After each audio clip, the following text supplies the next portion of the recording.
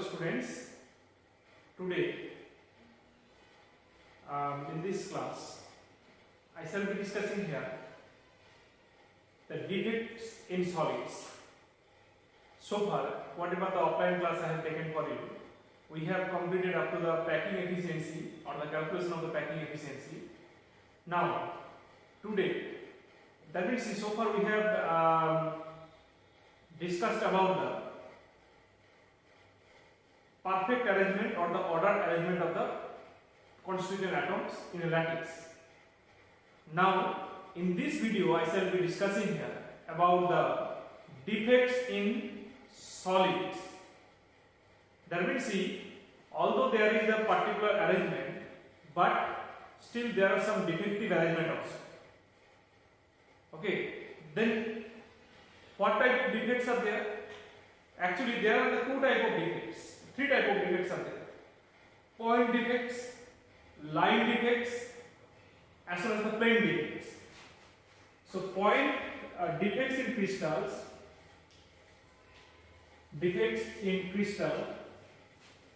can be classified into three categories. One is the point defect, another is the line defect, then another is the plane defects. Means somewhere point defects means, suppose see, these are considered as the constituent particles are arranged here. Now somehow from any point, any atom or molecule or the constituent particle may be missing. So that is known as the point defect. Okay, let us consider that this is the point where there is a defect. So this is known as the point defect. Now what is line defect then? Means the one line, along the line, one line is missing, atoms are missing. So that would be what the line defects. Then plane defect, if any plane is missing from the perfect arrangement. Now here we have to be we will be concentrating only in the point defect. How? Means in your syllabus there is only point defects are there, and line defect and plane defect you have not to read now. So we will be concentrating on the point defect, and point defects are of two types. One is the tioisometric defect, another is the non-tioisometric defect. Point defect, again see, it will be two types. One is actually here the tioisometric, another is the non-tioisometric. So what is actually stoichiometric defect? Stoichiometric defect. Stoichiometric defect, it means in the defect where the stoichiometry means the equal number of cation and equal number of anion will be missing or something. That is the stoichiometric defect. Means where the stoichiometry, the ratio of the cation and anion will be maintained. And non-stoichiometric means where the ratio will not be maintained. Then you see the stoichiometric defect are of two types. Generally, the two defects you have to read stoichiometric defect. One is the Schottky defect, another is the Frenkel defect. Schottky and Frenkel defect. What is the Schottky defect? Schottky defect means those defects in these arises when a cation and anion is missing from a crystal lattice. And see, as the equal number of cation and equal number of anion is missing from this crystal, so that their electroneutrality will be maintained, but the mass will get lower. Just like see, if I give a pictorial arrangement here for the Schottky defect, it will be like this. Let us consider that these are the sodium plus, these are Cl minus, Na plus, Cl minus, Cl minus, Na plus, Cl minus, here Na plus, is there, but suddenly suppose there is supposed to be Na plus, but this is missing, then Cl minus, and then Na plus, and here also see the anion is missing. This is the missing cation, and this is the missing anion. Okay, so that is known as the point defect. Sorry, means the Schottky defect. And here see Schottky defect. What happened there? The electronegativity is maintained because the cation and equal number of anion is missing. Understood? Now, here you see, as the number of cation and number of anion is missing from the crystal, so that its mass will be less and so that its density will be lower. So there is an important question here. The Schottky defects lower the density of a related solid. So in Schottky defect, what happened? The equal number of cation and equal number of anion is missing from the crystal, so that its mass gets lower. Okay. Now see, the next defect is that the Frenkel defect. In Frenkel defect, what happened? The one cation, which is usually smaller than anion, that will dislocate from its original position and it will occupy the interstitial position. Okay, so what happened here? See, suppose there is a plus, B minus, A plus, B minus, A plus, B minus, A plus, B minus, A plus, B minus, and supposed to be A plus here, but it dislocates to this position, means it's occupying the interstitial position. So ultimately what happens here, as the cation is not leave the crystal but it occupies the interstitial position, means its electronegativity automatically will be maintained, but this is a defective arrangement. That is known as the alkali metal, so means the Frenkel defect, and this do not lower the density of related solid because the cation or anion is not missing from its original position. Understood? Now, what will happen here? See, if we consider the alkali metal halides, these alkali metal halides do not show the Frenkel defect. Why? You know that generally the alkali metal cation have larger size and the interstitial space is very minimum or very less.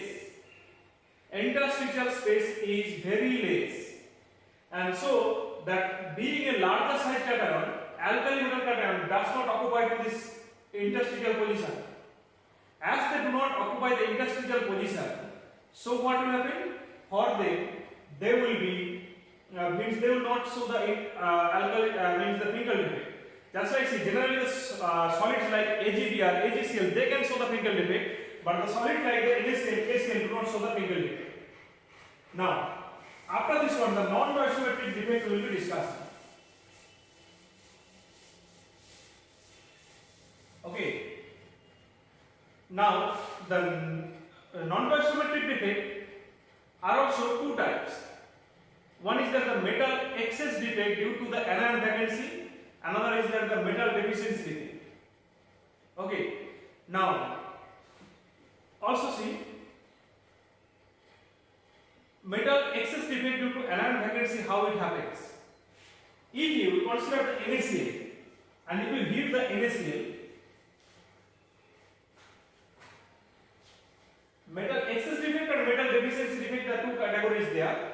One is that the metal excess defect due to anion vacancy. Suppose Na plus Cl minus, Na plus Cl minus, so it's actually arranged like this. And Na plus, this is the crystal arrangement, let us consider a perfect arrangement. Now see, if you heat this one under the sodium vapor, in the atmosphere of sodium vapor, then what will happen? See, if we heat this one, means in the atmosphere of sodium vapor, it shows the Frenkel, means the metal excess defect due to anion vacancy. How? Here, what will happen? That the Cl minus, not due to heating, it will diffuses to the surface and it will combine with the sodium, means which is come from the vapor, and see The Cl minus is coming here. Now if we want to come to the sodium, combine with the sodium, sodium has to release one electron to form the Na plus. And see, as this leaves its original lattice size and it goes to the surface, then then there is creating a vacancy here. Now, the sodium when it will combine with the Cl minus, then it will leave one electron and that electron will occupy the anion vacancy. Now, what will happen here? Then it will be converted to the NaCl again.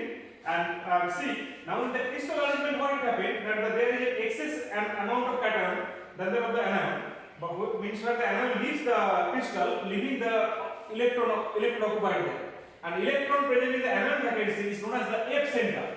F center, that is also known as the Furby center, which is meaning is the color center, which is meaning as color center, or the Furby center or the F center. This is also called. Understood? And this F center means this electron is responsible for the color of this compound. See, when actually light falls on this electron, it gets excited to the higher energy level and again it comes back to the initial state and it imparts a golden yellow color. So, see, the electron occupying the anion vacancy is known as the F center. So, the thing is that the NaCl, when it is heated, then what happens? That Cl minus actually leaves the crystal, and from its lattice point it comes to the surface, diffuses to the surface, and then it combines with the sodium to form the NaCl. And in this process, sodium has to release one electron, and that electron will occupy the anion vacancy, and that is known as the F center, which is known as the color center. And that's why, see, that this electron, when it will be excited and it will be going to the higher energy state, and when it will come back to the origin, means the ground state again, it will impart a golden yellow color. Then again, see the KCl, when it is heated in the potassium vapor, in the atmosphere of potassium vapor, it becomes the bluish violet. It gives the bluish violet, same reason. Now, the metal excess defect due to the extra cation occupying the interstitial site. Second category. You know about the zinc oxide. When it is heated, zinc oxide, there is a crystalline arrangement. Zn will be there. That means Zn2 plus O2 minus, Zn2 plus O2 minus, like that. Zn2 plus O2 minus, Zn2 plus O2 minus, etc. Now, what will happen here? You see, if you heat the zinc oxide, then this Zn2 plus will be formed and half O2 also will be formed. Oxygen. Zn2 plus O2, half O2. And this Zn2 plus, and also see, it will release 2 electrons. And this Zn2 plus, it will occupy the interstitial site. And then, see, the electron will occupy and 2 electrons will occupy the another interstitial site. So that the electron neutrality of the crystal will be maintained, but that will be a defective arrangement. And see here, that's why, see, one extra cation is actually occupying the interstitial site. So, this is known as the metal excess defect due to occupying an excess cation in the interstitial site. Now, see, for this also, see, yes, the electron is occupying the interstitial site. This electron, when it will get energy, it will be transformed to the higher energy state, and again it will be come back to the initial state. Okay, so it will impart a yellow color. That's why there is a question that zinc oxide, when it is heated, it becomes yellow, and again when it is actually cooled down, it becomes white. Because your heating, it produces the metal excess defect due to the extra cation occupying the interstitial site. Side by side, another 2 electrons will occupy the another interstitial site. That electron, when it will go to the higher energy state by absorbing energy, they will be going to the higher energy state, and again when they will come back to the initial state, they will release some energy and radiation, and that will be seen as a color. Now, when it is actually become cool, again this Zn2 plus they combine with the oxygen to form the Zn oxide. That means this defect will disappear there. Okay, so that's why it become again white. And another type of defect is there, that is the metal deficiency defect. Meaning, in some cases, one of the cation is missing from the crystal. A plus B minus and B minus. Suppose A plus B minus from here, then A plus is BC. Then see, for this to maintain the electroneutrality, any of the adjacent cation or any of the cation of the crystal will occupy the higher charges.